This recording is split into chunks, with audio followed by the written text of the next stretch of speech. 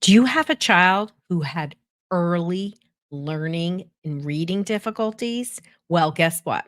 They probably have dyslexia.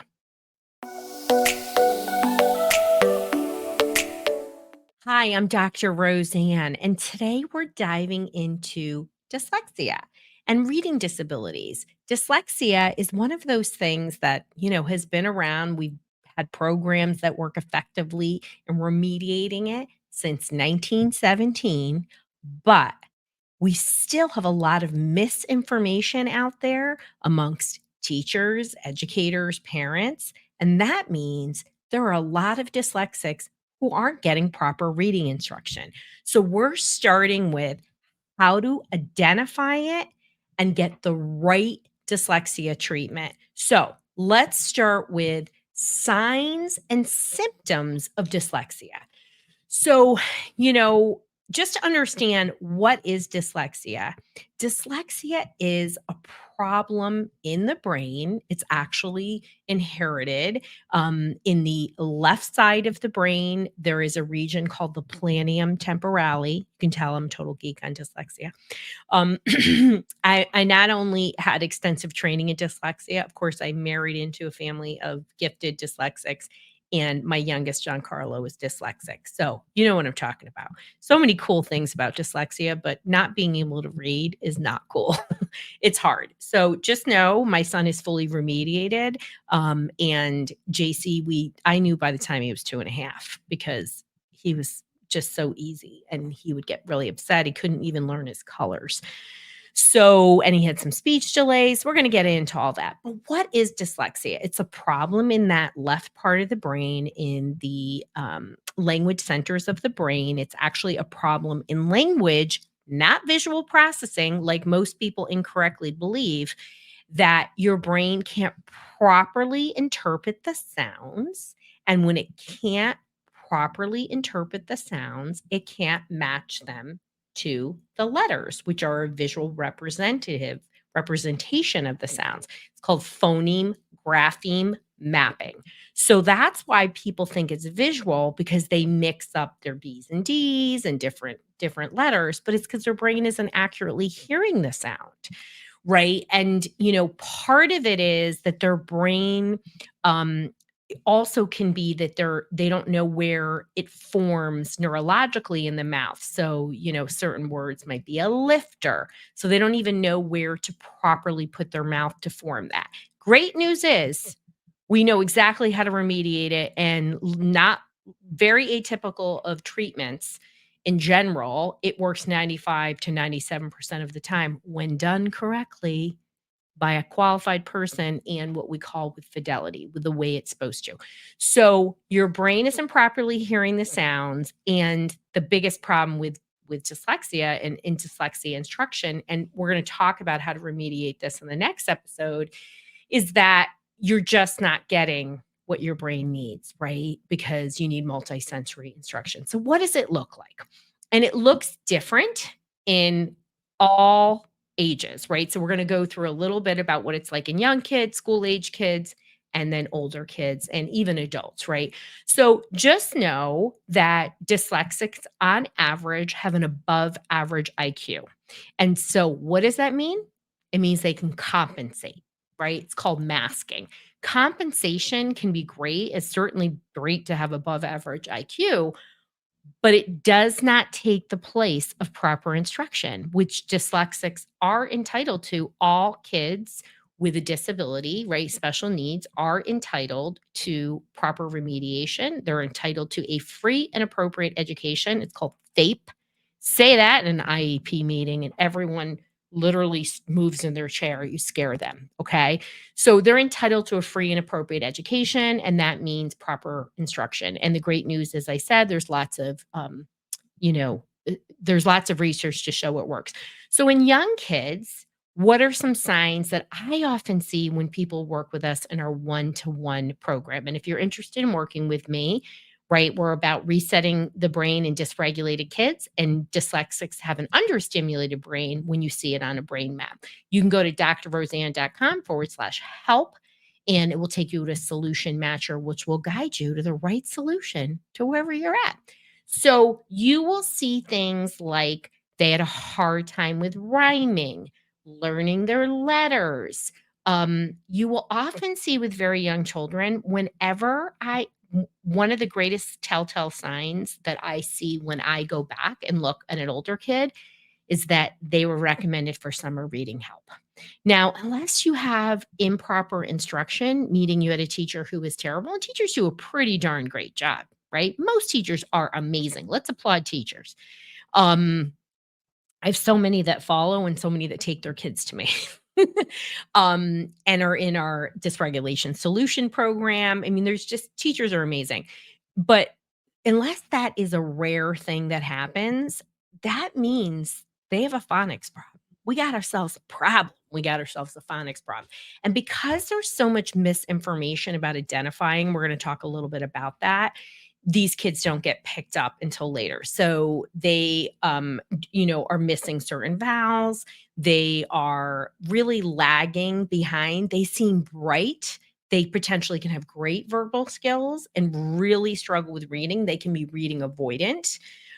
You can sometimes they get misdiagnosed as being inattentive. So there was no history of attention problems. Now that's a double-edged sword because sometimes we don't see kids with ADHD until they actually are asked to sit. So it's not an issue of being able to sit, it's an issue of doing the work, right?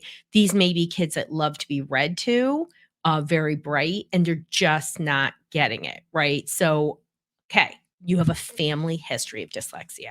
If there is something that is inherited more than anything else, everybody always thinks it's mental health. No, that's neuroinflammation, people. And it's dyslexia. It's so inheritable. It's not even funny. I didn't even know I was marrying into a family of dyslexics. It wouldn't have stopped me from marrying the fabulous Mr. Hodge.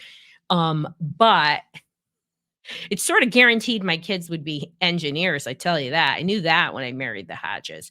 But it really runs in families. And because people are so bright, and also because prior to the last 15 years before that, we were more content focused in education. We were doing depth work.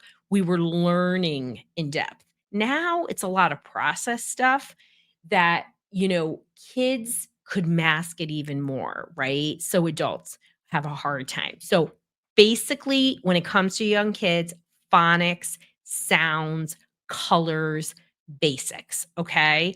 Now, dyslexics can memorize words. So you have to be careful because they might have memorized the word and have zero phonics skills. You need phonics skills. You'll start to see this as we get older. Okay.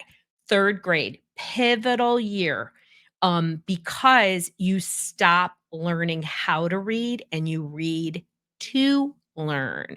So a lot of dyslexics can mask until 3rd grade and fall apart. Um, 4th grade can become a big issue because the writing can become a problem. And this isn't the same as kids with ADHD because they just want to avoid writing, where dyslexics are going to have a ton of spelling errors. My Giancarlo is fully remediated, but oh my gosh, his spelling, woo, it's bad.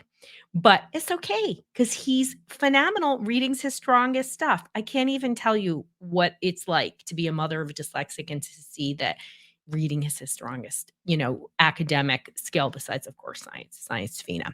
Um, so then we move into middle school. So you'll start to see that again, teachers will say, wow, the writing is weak, the comprehension is weak. But when you look back, right, there's only 2 reasons you have spelling problems. It's phonics and you have a visual memory problem. If you have a visual memory problem, it's gonna show up in a lot of other things. You're gonna see it in math. You're gonna see it everywhere.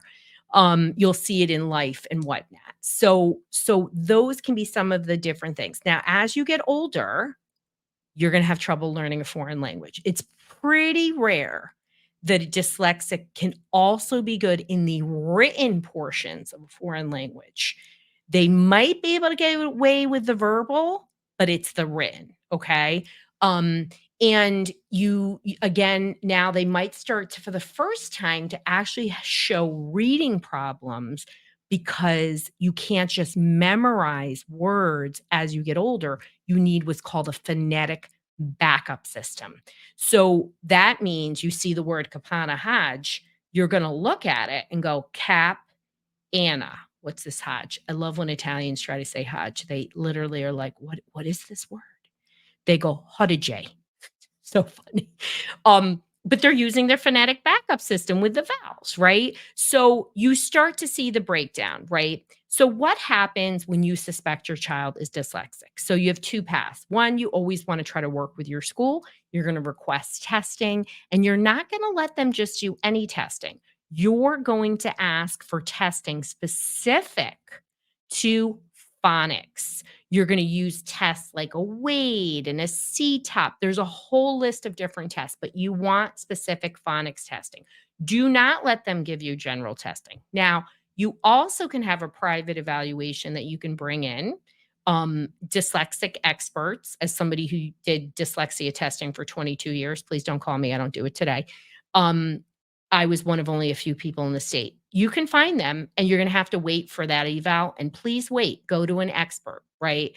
You can contact your state learning disability association. You can contact the Orton Gillingham Association. There are lots of places. You can also go to brightslaw.com. He has a list of providers. Love me, Pete Wright. If you haven't seen that episode, please go back and watch it.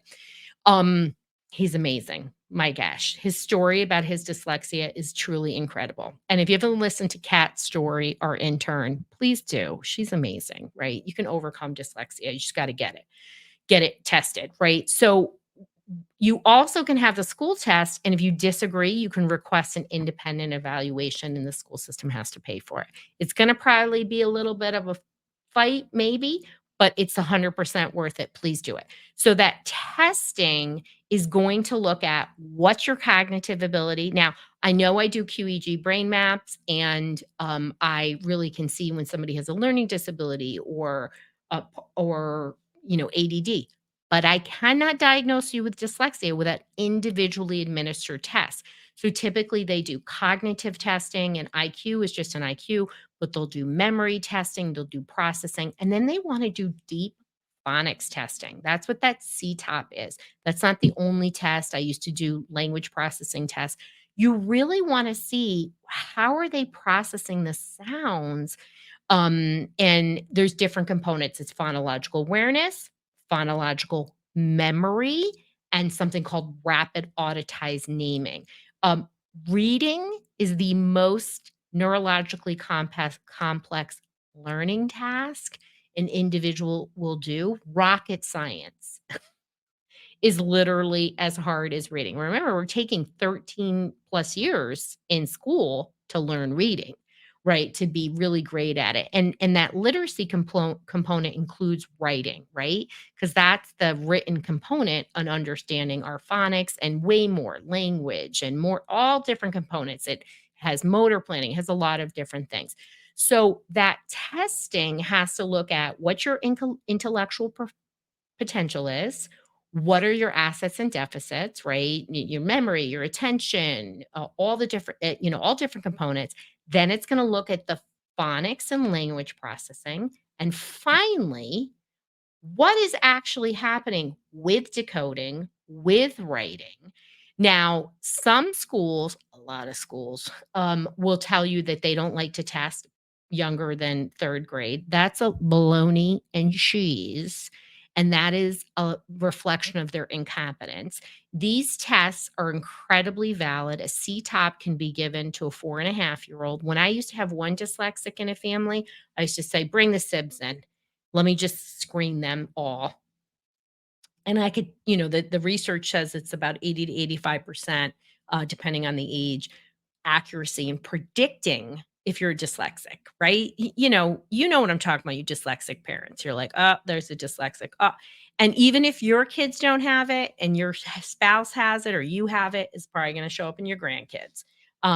This is a recessive gene. It could show up at any point, and there's some awesomeness that can come in that dyslexic creative brain. 40% of all businesses are owned by dyslexic.